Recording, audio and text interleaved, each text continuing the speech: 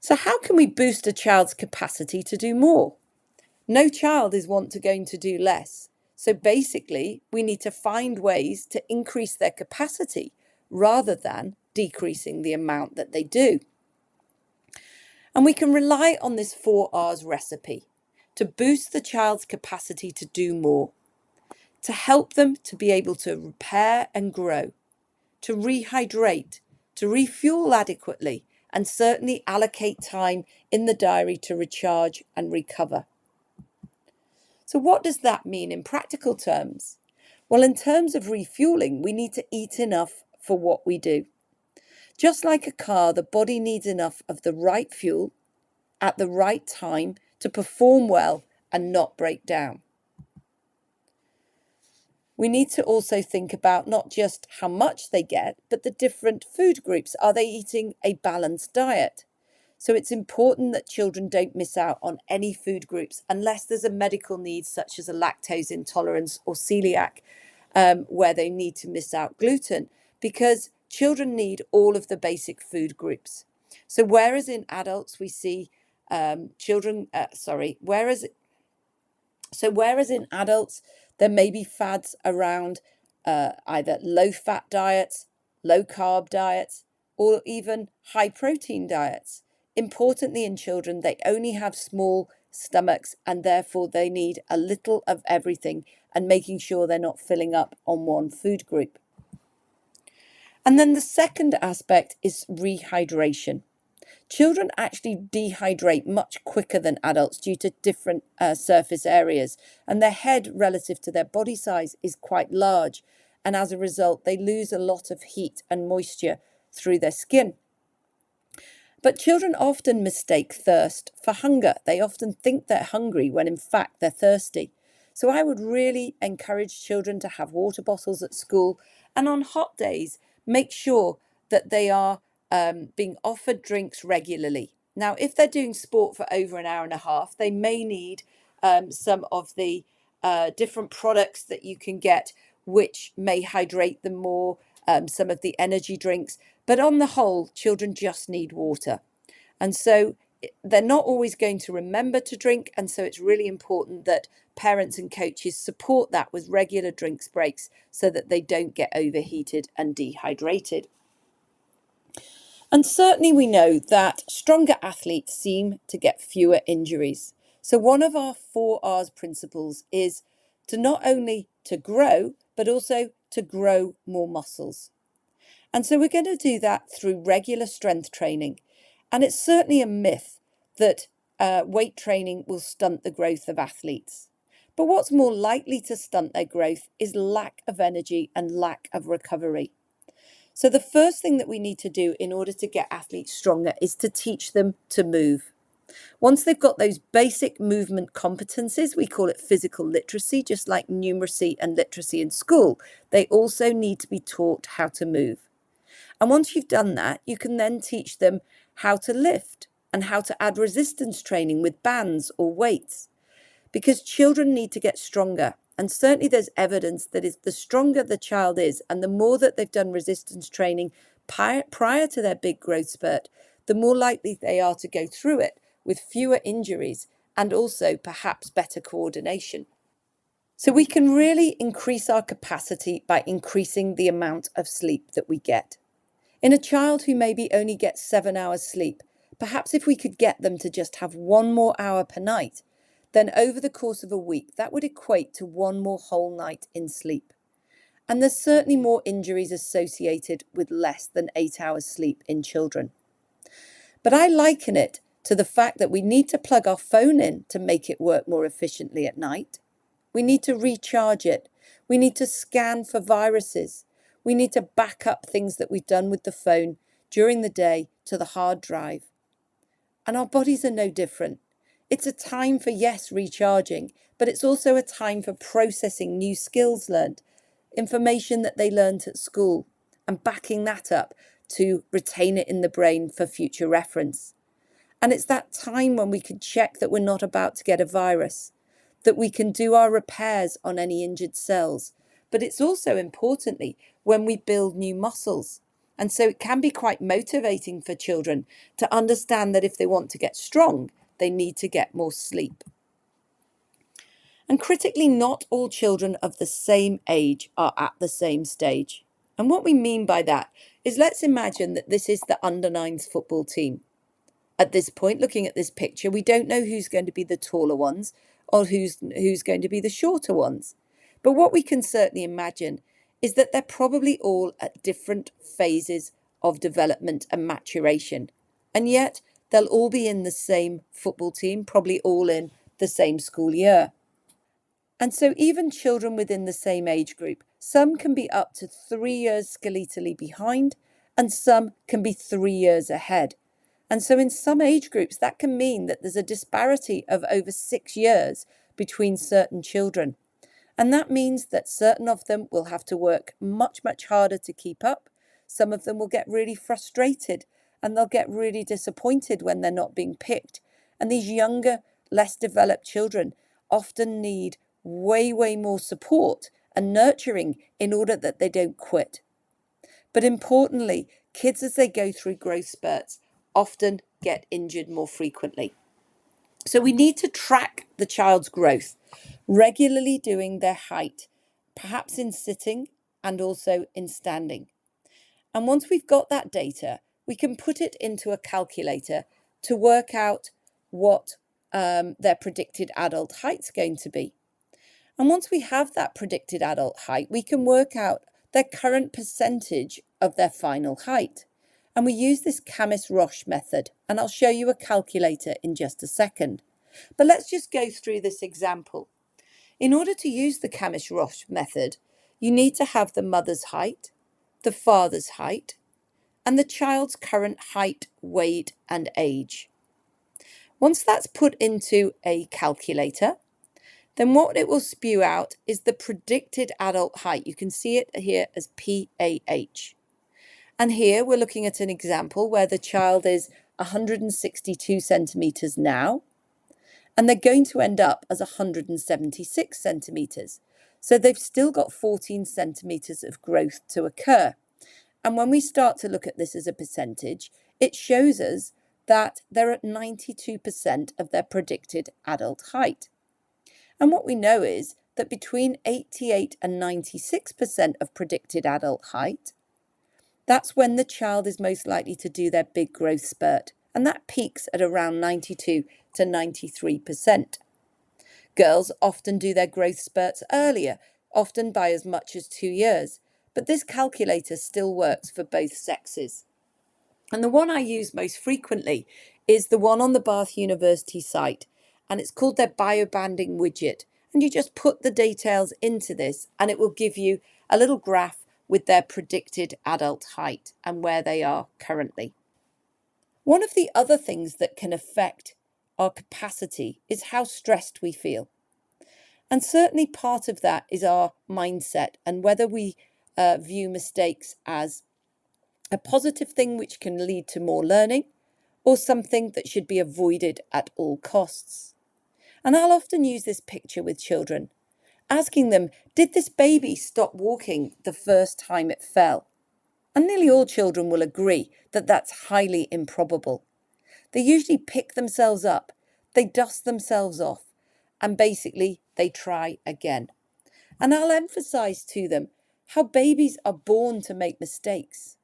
They're naturally inquisitive. They want to explore. They learn from mistakes. They'll make a change. And from that, they'll achieve success. But they're not happy with that level of success. Once they've mastered that, they want to try something new. So why is it that babies, as they get older, start to change and we start to fear mistakes or view them as something to be avoided? Well, maybe that's because they are feeling under pressure to perform. That might be their own pressure that they put on themselves. It might be by a teacher, a coach, or their parent. It might be because they fear failure. Perhaps they've set themselves a real target and they've got a goal for where they want to achieve, and now they're scared that they're not going to meet that expectation. Perhaps it's the consequences of failing. Perhaps they'll feel that they've let people down. perhaps they can't quite face going back into school if they've not done well. And it may be that for some kids, they're so worried about being perfect that they fear making mistakes might show that they're not perfect, and they'll lose vital self-esteem. These children often need to feel in control, and certainly putting themselves out of their comfort zone and trying new things, which might come with the risk of making a mistake, might cause them to feel that they're out of control. Some kids feel like they want to avoid the embarrassment of making a mistake. They don't want to make a fool of themselves. Or perhaps they lack confidence. But ultimately, they may try to protect their self-esteem by selling themselves short, by not trying new skills, new things. And we need to create an environment for children where they view mistakes as incredible learning opportunities. Because if they constantly don't put themselves outside their comfort zone, they're missing the ability to reach their potential. But critically, children who are constantly beating themselves up for not being perfect, they're seeking the ultimate imperfection, often have very poor levels of self-talk. And that self-talk, if it's very negative, can influence not just your mood, not just your emotions, but also your performance. If we tell ourselves that we're rubbish, that we tell ourselves that it's impossible, that it's unachievable, that you can't do it, then ultimately, the more times we say it to ourselves, the more times that we're likely to believe it. And so it's critical that we spend time with children, highlighting when they're using negative self-talk, and that we make sure that the language we use as health professionals, as coaches, as parents, is as positive as possible. That doesn't mean it's fake, but it does mean that we shouldn't be emphasizing what they can't do. We should be looking for what they can do and highlighting to them that it's not that they can't do it, it's just that they've not learned it yet. Because certainly there's more injury risk associated with negative self-talk, particularly in perfectionists. And it's not just that. When the child is injured, if we constantly surround them with becoming anxious and cautious about their injury, then that brain is always listening. If we're constantly saying to children, oh, be careful, don't do that, that's your weak ankle, or don't do that, that's your broken ankle, the brain's constantly listening, and it will still apply protective measures to make sure that this child who maybe has been injured doesn't truly get over that injury and restore their confidence in their body. So how do we recognize the signs that the body is exceeding its capacity? Well, often they don't get such a big injury that stops them playing, but they start to just get lots of niggly little pains all over the place. They start to pick up more sore throats, and they start to look like they're shattered. They've got bags under their eyes, they're constantly yawning, they look really pale, and we just instinctively know that they're not right. But how often do we then make adaptations to their training load to make sure that they recharge the batteries again before it becomes more serious? If they start to get more prolonged periods of low energy availability or prolonged periods of stress, it can actually impact, as we said, their hormonal balance. And that may make the girls have irregular periods, or sometimes they even stop. In some girls who've not yet started their periods, they may not start them. And if by the age of 15 a girl hasn't started her periods, it's well worth discussing that with your GP. But critically, the regularity of a girl's periods is a brilliant barometer of bone health and health in the female athlete. So if these periods have started, they've become regular, and then they become irregular or stop, that's a real warning sign that this child's possibly about to become injured or ill. In the boys, it's less easy to spot. They often get low libido or low motivation for a sport that they've previously loved. And critically, they get this drop in performance that we talked about in previous modules. And they may get a drop in performance. Ironically, when they need it most, their sleep quality is affected, and they find it hard to get off to sleep, but also that the depth of their sleep isn't as good. And these kids start to get really stressy and grumpy. So I'd ask you, consider for a moment when you last told your child that they are going through that grumpy teenage phase. Was it just hormones? Or was it in fact that they had low energy availability? That they weren't really coping with the volume of activities that they do? That they perhaps just needed recharging and given some space to adapt and recover? So, how do you have a conversation with your child about how well they're coping and perhaps how they might use that information to decide how much training they should do? Well, what we need to think about is perhaps using a score out of 5, where we can look and say, out of 5, where 1 is really tired and 5 is feeling great, how tired are you? How sore are you? And how grumpy are you? So 1 is a really poor score, 5 is a great score. And obviously, if they score 5s across all of them, their battery's full, their capacity is great, and they should be able to go and have fun and train hard, and their injury and illness risk is low. However, if they're scoring predominantly 1s and 2s, and that means their battery is around 20% charged, they're beginning to get into power saving mode. And to protect them from injury and illness, it's much better that they go home, they have an early night, we give them a good meal, and they maybe catch up on things that are causing them stress. And that would be better to go home that night and miss 1 day of training than effectively get injured or ill that might take between 6 weeks and 6 months to recover from. Or perhaps they're scoring 3s and 4s, and maybe they've got sort of batteries half full. Well, at that point, we might say, yes, you can go training, but perhaps using that rate of perceived exertion, we only want you to train at 5 out of 10 tonight. And perhaps nip and tell the coach that that's what you're doing. You're not feeling great. You are quite tired. You are a bit niggly, bit sore. And in order to protect that and make sure you don't get a full injury or illness, you're basically going to come to training, but you'd like to go more technical or tactical today and preserve some of that intensity for next week's game. So it is about finding the right balance. If the child can meet that point where they're in optimal stress, then basically they'll perform to the best of their ability. But if they topple over the edge where there's too much stress, they become exhausted, they're in low energy availability, then they will often be at risk of real serious injuries or even overtraining and burnout. And this is where kids drop out of sport. So it's hugely important that we track this through using those different conversations around how they're feeling.